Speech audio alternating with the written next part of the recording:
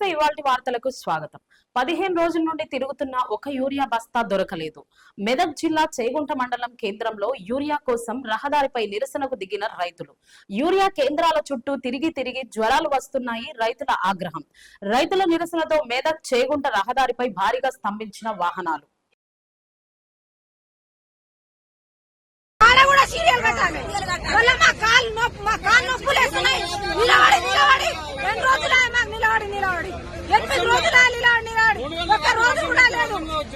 కలుపు తీసి నేను ఈ మందు కోసమే తిరుగుతున్నా. మందు కోసమే యూరియా కోసం 15 రోజులే తిరిగి తిరిగి తిరిగి కాలు నొప్పులు పెడుతున్నా. జ్వరం వస్తుంది.